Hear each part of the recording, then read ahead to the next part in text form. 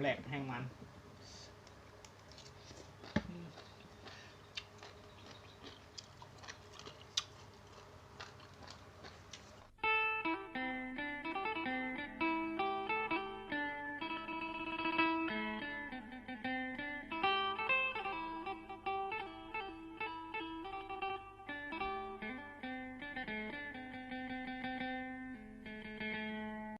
กราบสบายดีพ่อแม่พี่น้องหรือว่ากราบสวัสดีเนาะพ่อแม่พี่น้องเบิร์ดสุขุสุคนมากินข้าวแรงน้ำกันพี่น้องนะเดี๋ยวพี่น้องกินข้าวแรงนะเด้อกินข้าวแรงน้ำกันเด้อพี่น้องเด้อไม่นี่ง่ายๆมันตำมะฮุ่งกับมีขนมจีนหรือว่าข้าวปุ้นไก่ทอดชื่อหนาปักซอยนะครับผักคะน้าเก็บจากสวนยอดกระถินอันนี้ก็ตำมะฮุ่งมีเม็ดกระถินโรยพี่น้องมาแซ่บๆเหมือนกันข้าวเหนียวฮ้อนๆข้าวเหนียวฮ้อนหนึ่งไม่ไหมจวดมาบอกอะไร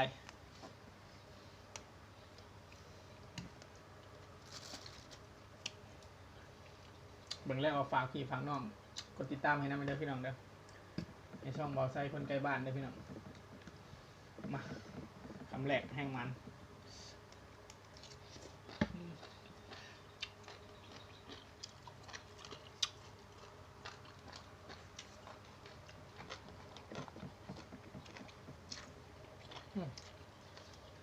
ขาดนะ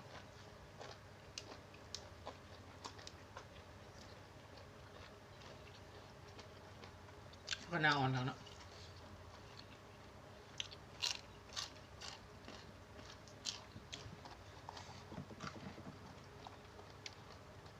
ปลอดสารพิษเนี่ยนะเราเก็บจากสวนมาปลูก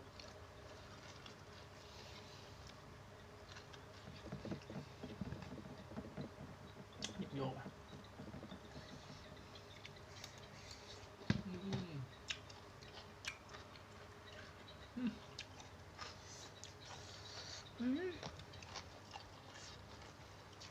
ครับ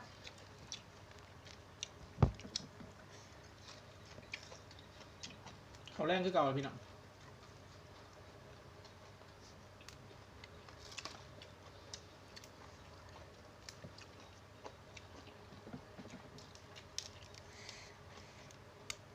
สงกรานต์อะไรกินฮอดบ้านด้วยนะ3 ปีอะโอ้แต่โดนแล้วเนาะบริณสงกรานต์เนาะ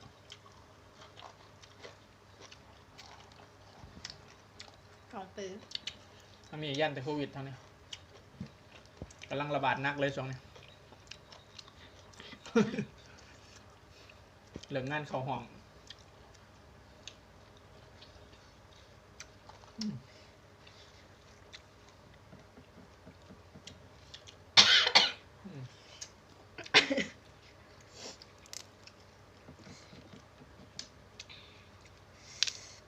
เผ็ดบ่เผ็ดเยอะธรรมดาแพทย์ร้ายแพทย์เพราะแซ่บบ่ค่อยต่เสียบตัวกุ๊กเนาะเสียบหลาได้มันเห็ด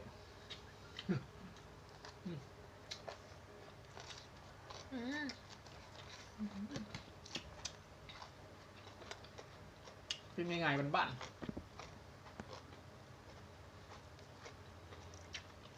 กินยังไงแซ่บนั่นตำหูมังหน้าคน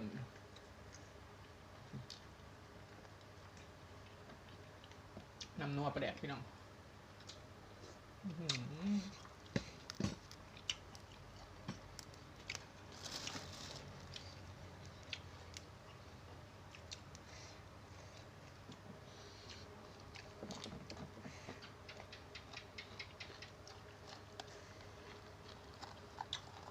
เรื่องการเรื่องงานมากมัน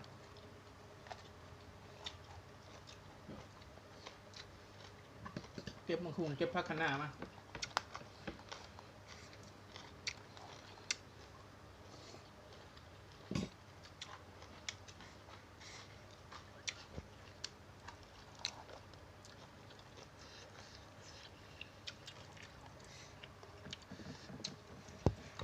บุกไก่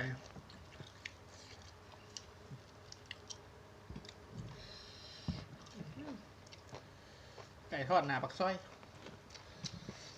ซ่บเนาะ แหงรสอืมเป๊ะเข้าไป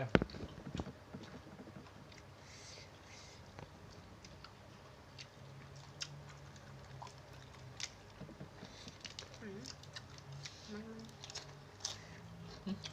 มัน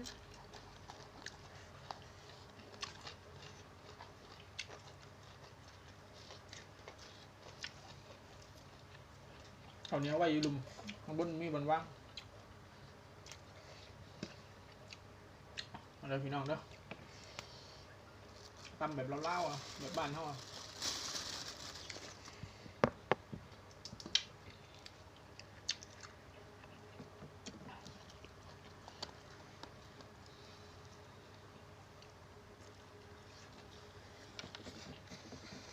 อืม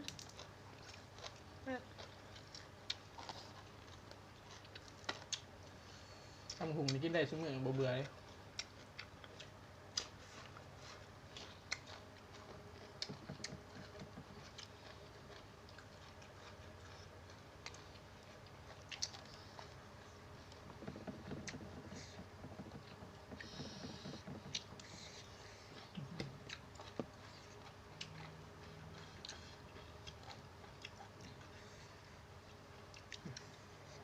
ขอบคุณอยู่ครั้งนี้อ่ะแบ่งมาให้เท่าลาว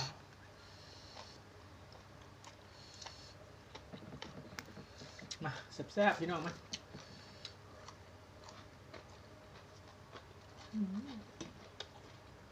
สดน้ำวะ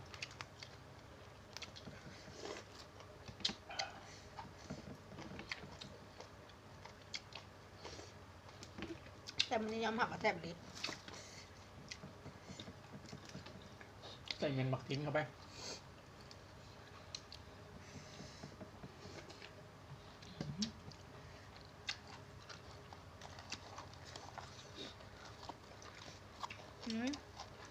อยู่ห้องคือเก่าเลยพี่น้อง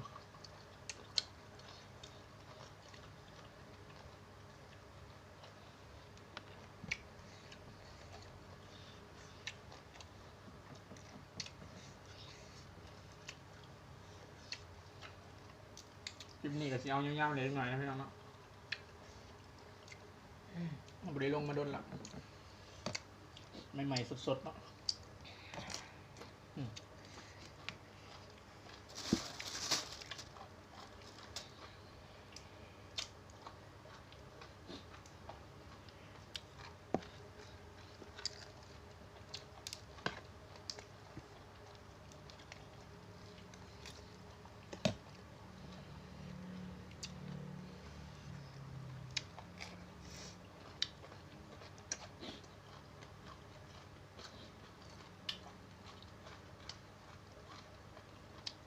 ใส่บวงกับบวกหักแล้วใส่มือนะ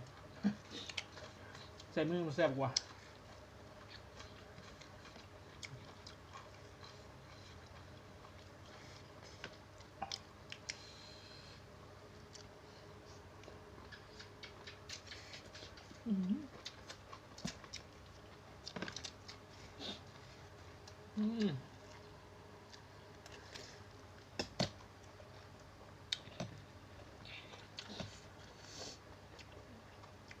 อย่าหาว่าบุเพชรเด้อกินไปกินมาหูดับเลยเด้อเนี่ย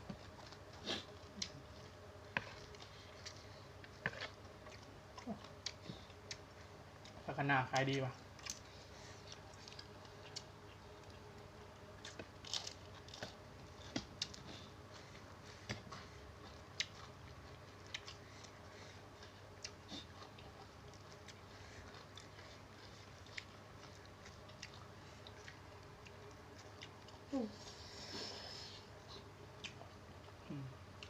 หูดับกลับใหม่เลยเด้อ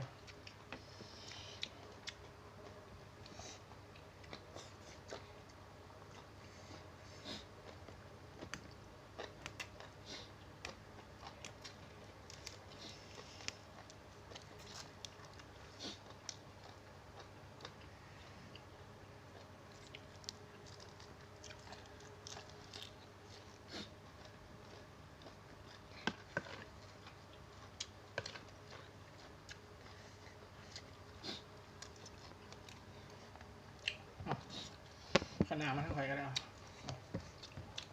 หมักขนาดจ้ะกรอบดีป่ะ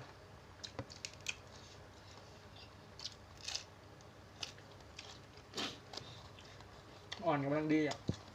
แบบพอดีกินอ่ะ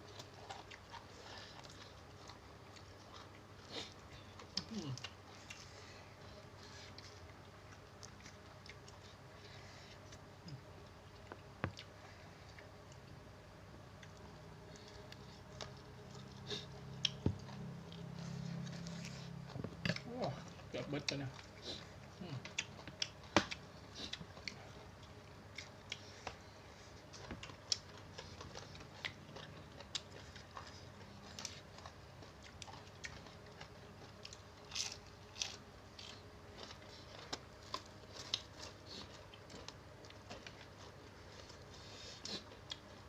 จับน้ำไปแล้วครับน้ำน่วมเลย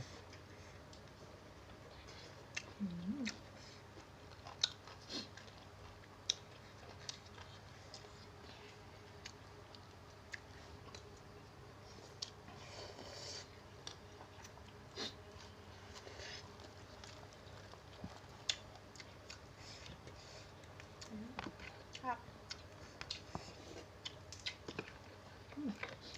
ความแซ่บเฮียฮอตปากมันพอแล้วก็บริกินโดนอะไรไหมอ่ะน้ำหุงคลิปเขากับบุคอยในอันว่าบุคอยวางปะเนี่ยกลับมาจะเห็นงานกับเมื่อยแล้ว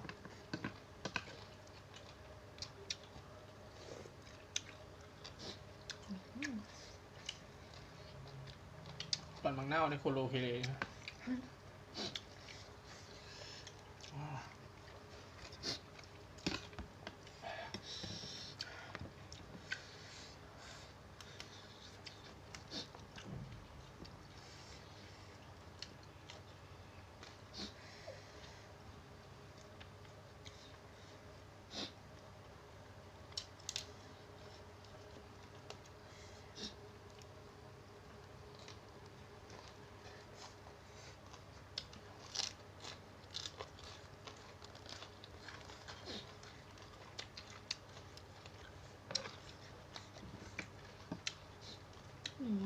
เอาบัดซ้ำเข้าไป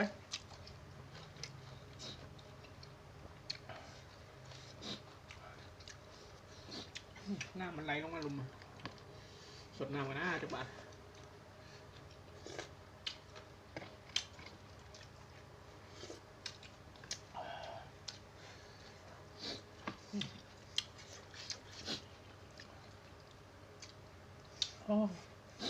ว่าโบเก็ตพี่น้องฮูดับ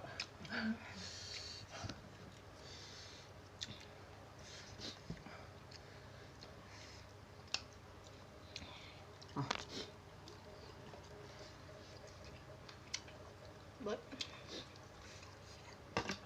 เหลือมะเขือเทศพี่น้องกับเม็ดกระถิน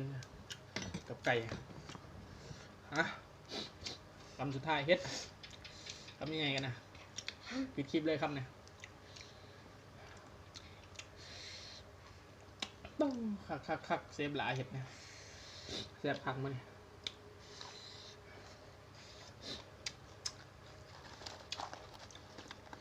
ข้าวเหนียวกับเบิดเครื่องดิบพี่น้องมา ขอแห้ง คลิปนี้คือเก่านะพี่น้องเนาะฝากพี่ฟังน้องฝากกดติดตามนะพี่น้องเด้อเพื่อเป็นกำลังใจให้เฮาโอ้มึงเหือหน่อยนะพี่น้อง